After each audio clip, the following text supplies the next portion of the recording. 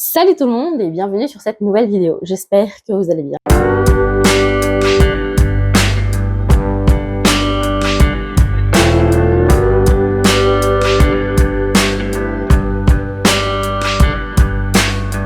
Très bonne et heureuse année 2026. J'espère que l'année 2026 vous apportera beaucoup de joie, beaucoup de bonheur, de l'amour, de la prospérité et tout ça, et que aussi vos projets vont se concrétiser. J'espère également à la planète plus de paix, parce qu'on est mal parti, et plus d'attention aux autres. Bref, aujourd'hui, je viens vous parler de mes résolutions pour l'année 2026.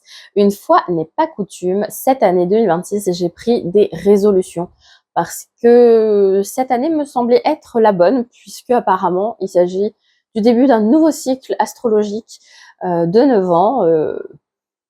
Voilà, apparemment, on verra bien ce que ça donne. Donc, qui dit nouveau cycle dit renouveau, dit nouveau début, nouvelle chose. Donc, je me suis dit que j'allais mettre en place 6 résolutions pour cette année. Je me suis limitée parce que sinon, on en a trop et on n'en accomplit aucune.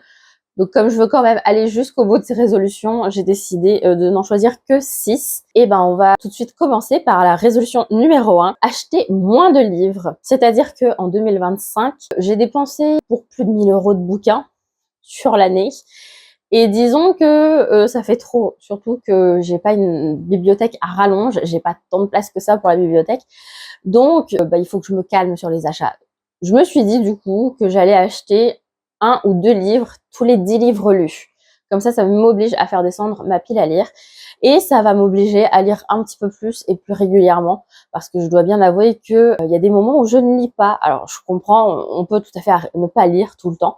Mais moi, j'aime bien me dire que je lis un petit peu chaque jour quand même.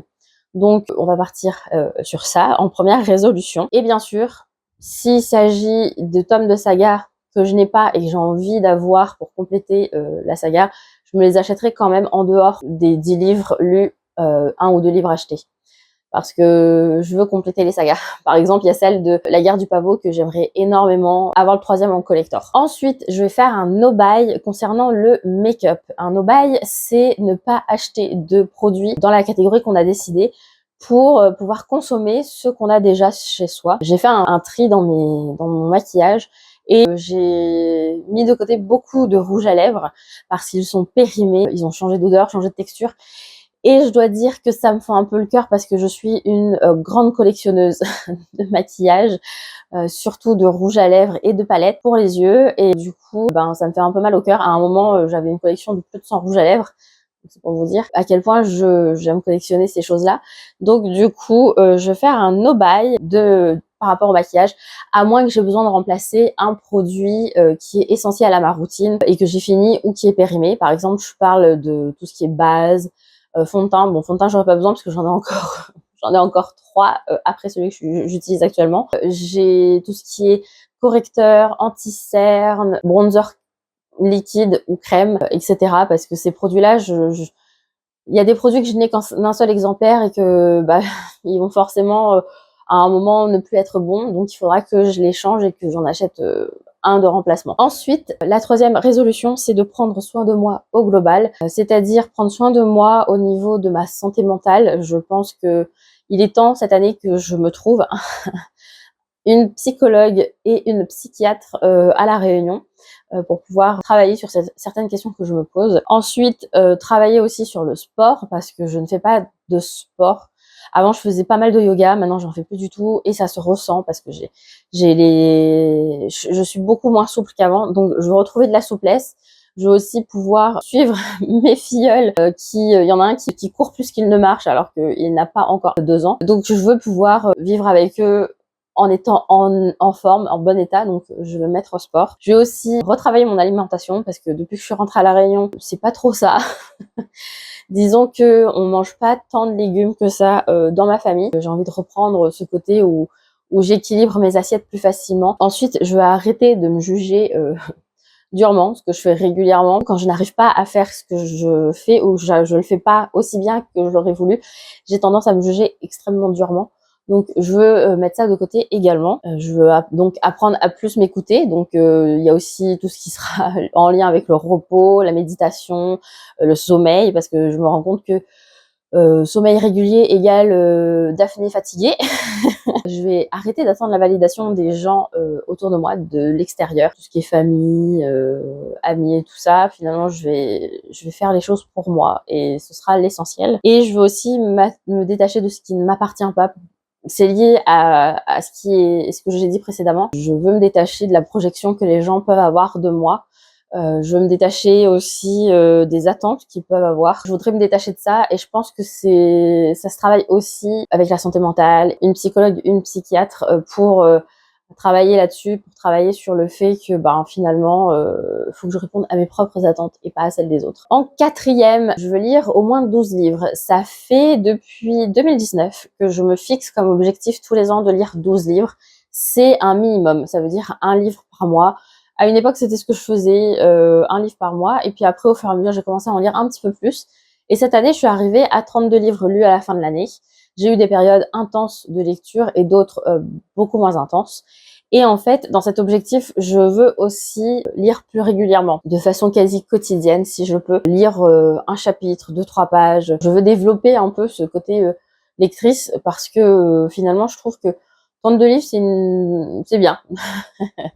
Et 12, c'est vraiment le minimum syndical me concernant. Ensuite, en 5e résolution, je veux faire aboutir mes projets professionnels. J'en ai 3. Il y en a 2 dont je vous parlerai pas parce que j'ai pas envie de me porter la poisse. Je suis un peu superstitieuse quand il s'agit de ça. Mais il y en a un, je peux vous en parler parce que c'est en lien avec YouTube. Je veux éventuellement me rémunérer avec les réseaux sociaux. La création de contenu, ça va être un peu tendu parce que ce que je fais a déjà été fait et bon, les gens ça les intéresse pas nécessairement, mais j'ai envie de continuer à faire ça avec plaisir et peut-être apporter un côté professionnel à tout ça. Et je veux aussi, c'est aussi en lien avec le fait d'avancer même quand j'ai peur. Par exemple, pour mes 2 autres projets, je repousse certaines échéances. Enfin là, il y en a une sur un de mes projets, j'ai repoussé une échéance pendant 6 mois, un peu plus de 6 mois. Donc il faut que maintenant je me lance, même si j'ai peur, même si ça m'angoisse, parce que j'ai un trouble anxieux généralisé, donc j'ai un peu de mal à me lancer dans certains trucs parce que ça me tétanise. Mais j'ai quand même envie d'avancer sur ces projets, donc je dois y aller même si j'ai peur. Et il faut aussi que je pense que ce sont du vrai travail. Ces projets professionnels sont du vrai travail. C'est pas juste oh, je prends du temps pour faire des trucs. Non, c'est du vrai travail. Ça demande de la concentration, ça demande de l'investissement, ça demande un engagement envers soi et envers son projet. Donc il faut que ce soit mis en place, cette histoire de vrai travail. Et enfin, la dernière résolution, c'est d'arrêter d'être perfectionniste et de créer avec intention. Je veux être plus régulière dans ce que je fais de façon générale, que ce soit la lecture, la création de contenu, le dessin, le tricot, le crochet. Oui, vous découvrez que je fais aussi du dessin, du tricot, du crochet. J'aime beaucoup ces trucs manuels.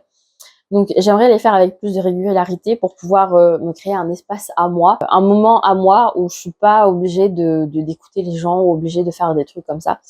Et créer avec intention pour moi, pour offrir des cadeaux et tout ça, et pas chercher à être parfaite parce que sinon j'avance pas.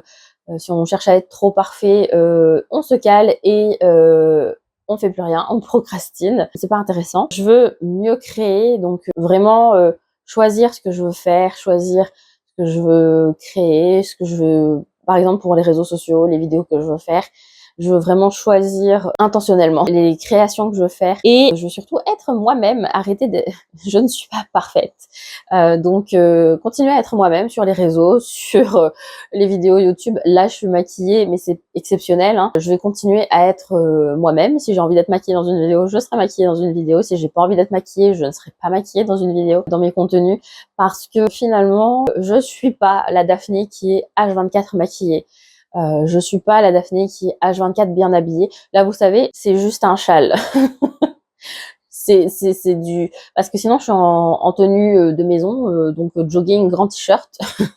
J'ai pas envie de me casser la tête parce que je suis pas quelqu'un comme ça. J'aime avoir des tenues bien travaillées. D'ailleurs, je vais réfléchir aussi à ça, être un peu plus dans mon style, parce que je me rends compte que... Ça, c'est une résolution bonus, on va dire. Être un peu plus en accord avec moi-même dans ce que je porte de façon vestimentaire ou maquillage ou les bijoux, etc. Être un peu plus moi-même. Parce que je me rends compte que finalement les vêtements que je porte sont pas toujours dans mon style, sont pas toujours... moi j'aime beaucoup les couleurs très foncées, j'aime beaucoup le rouge et le vert qui se voient de loin. J'aime le vert forêt, j'aime le vert pétard, j'aime le rouge, toutes les déclinaisons de rouge. Et je me rends compte que c'est des couleurs que j'ai relativement peu dans ma garde-robe. Et j'aimerais pouvoir développer un peu mon style, même si c'est compliqué quand on est gros, quand on fait une grande taille, et encore plus à la Réunion où si on veut certains types de vêtements, il faut les commander ailleurs et que ça met 3 mois à arriver et que... Enfin voilà quoi. Donc ça c'est la petite résolution bonus. Je vais peut-être pas m'y attacher trop, mais on sait jamais. Peut-être que si, peut-être que elle fera, peut-être que ce sera celle qu'on verra à la fin de l'année. Donc voilà pour mes résolutions pour l'année 2026. Je reviendrai à la fin de l'année vous faire un petit bilan sur comment ça s'est passé. Est-ce que j'ai réalisé ces résolutions ou est-ce qu'elles sont complètement passées à la trappe? On verra ça. Si vous avez des résolutions vous-même pour l'année 2026, n'hésitez pas à me dire ça dans les commentaires. Si vous ne prenez pas de résolution et que vous voulez m'expliquer pourquoi vous ne prenez pas de résolution, n'hésitez pas aussi à le laisser en commentaire. Moi, ça m'intéresserait de savoir qui prend des résolutions, qui n'en prend pas, pourquoi. Est-ce que vous trouvez ça inutile et complètement stressant pour le début de l'année? On sait jamais. Si la vidéo vous a plu, n'hésitez pas à mettre un pouce vers le haut. N'hésitez pas non plus à vous abonner. Le bouton, il est quelque part par là. Un bouton rouge, c'est écrit s'abonner. N'hésitez pas à cliquer dessus. Et puis, si vous souhaitez découvrir ce que je fais sur les autres plateformes, le lien sera dans la description juste en dessous. C'est un lien Linktree qui vous conduit à tous mes autres réseaux sociaux. Donc, je crois que je vous ai tout dit. Donc, sur ce, je vous souhaite une bonne journée, une bonne soirée ou une bonne nuit.